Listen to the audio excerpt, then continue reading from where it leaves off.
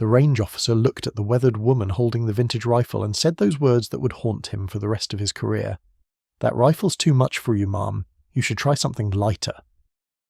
The woman, easily in her 70s, just smiled softly and asked where she should set up.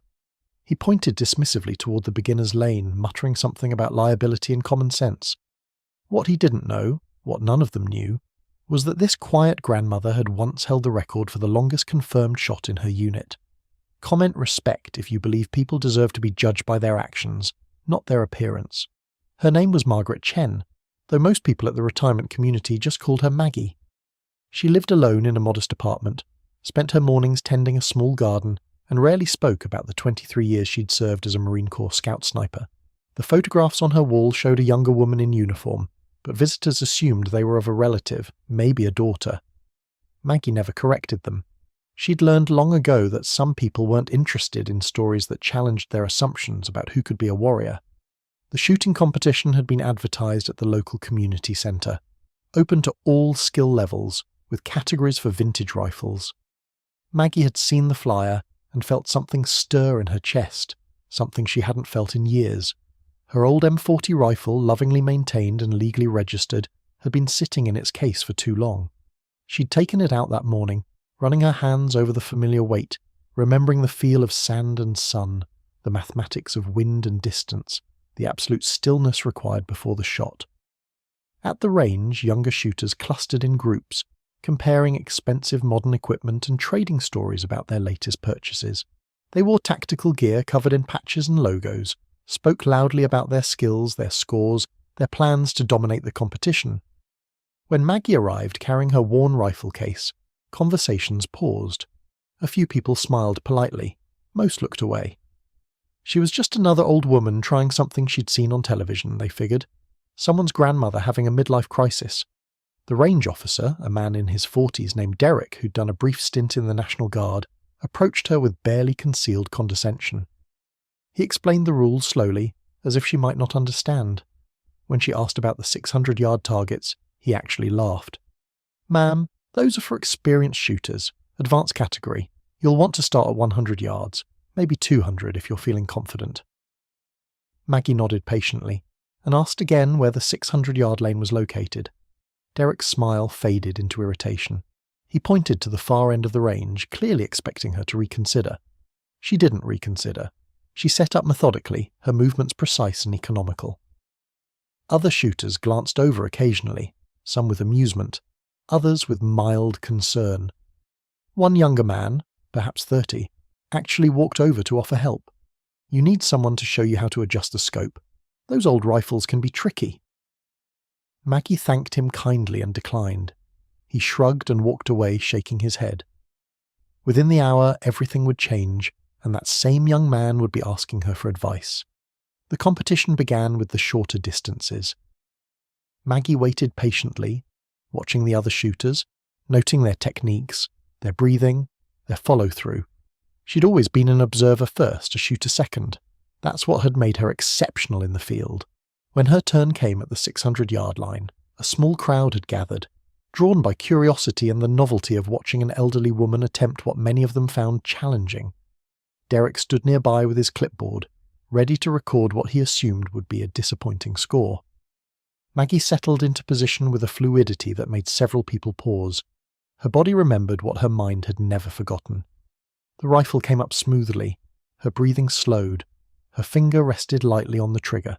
She calculated windage automatically, adjusted for the slight temperature difference, felt the rhythm of her heartbeat.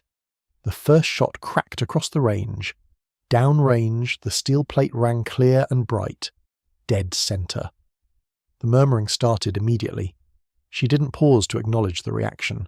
She was already acquiring the second target, her mind in that focused state where nothing existed except the physics of the shot. Breath, hold, squeeze.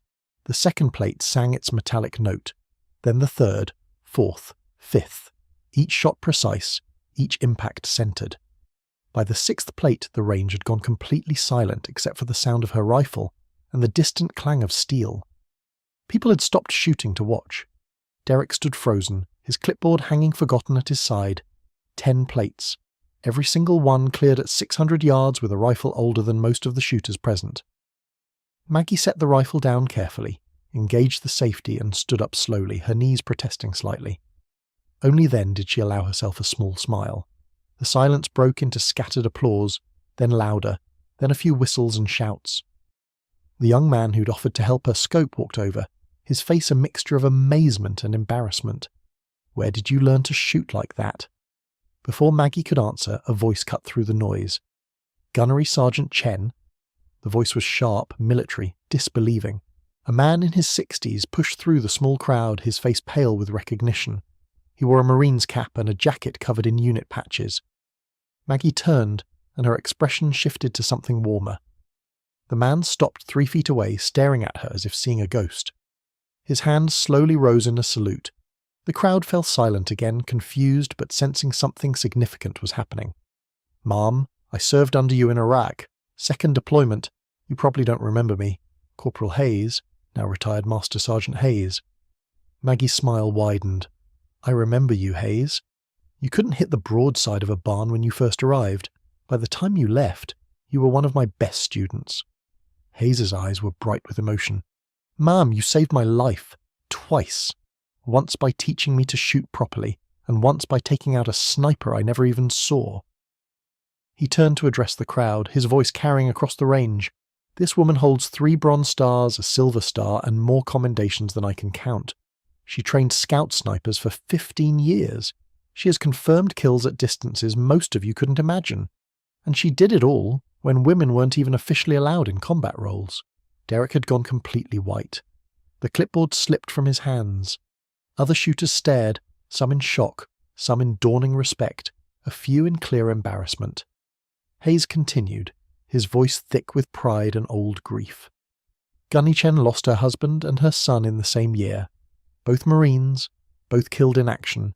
She kept serving, kept training, kept saving lives. She retired as one of the most decorated female Marines in history, and she did it without ever asking for special treatment or recognition."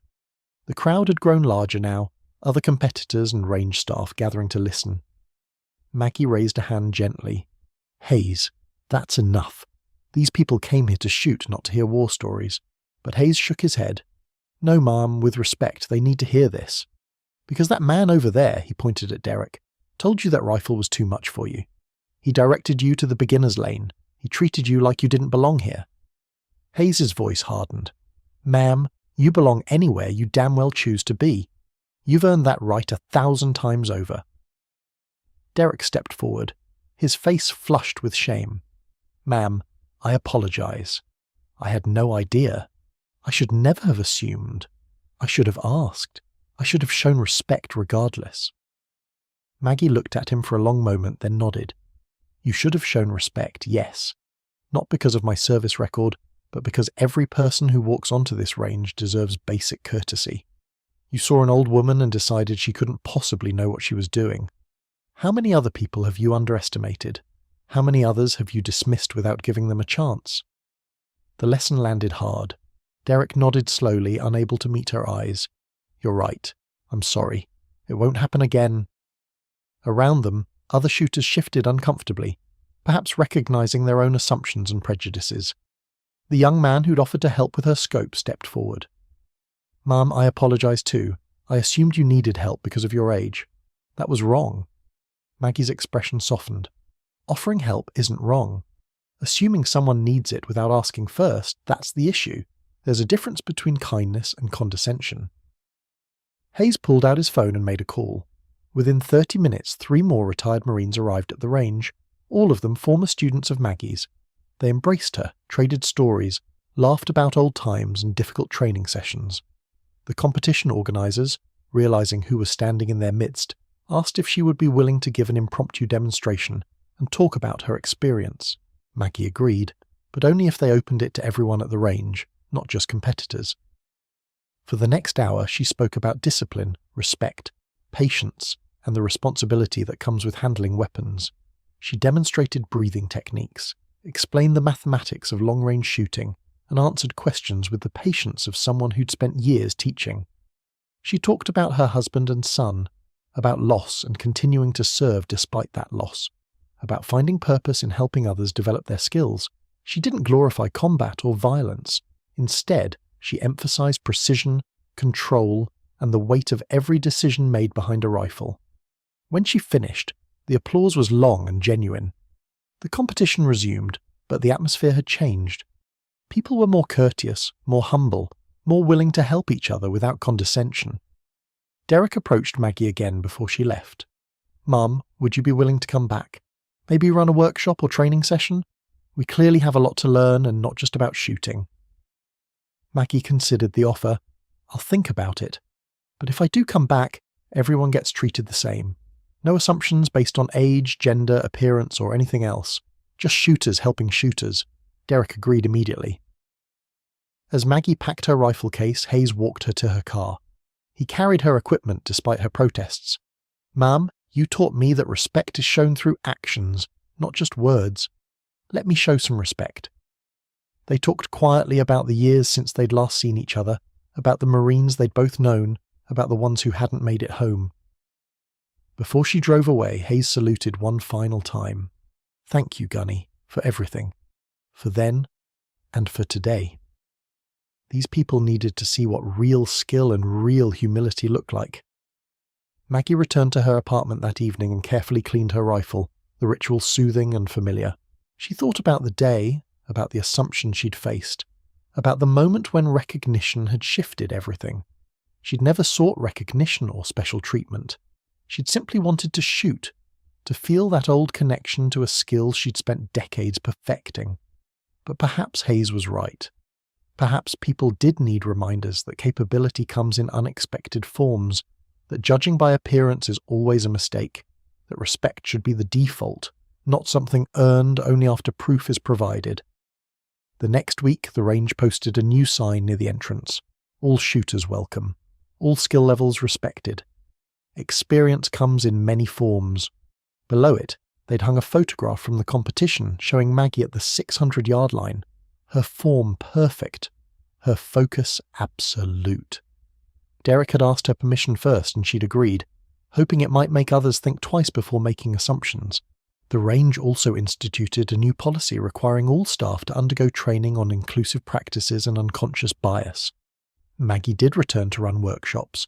She taught young and old, experienced and novice, treating everyone with the same patient respect.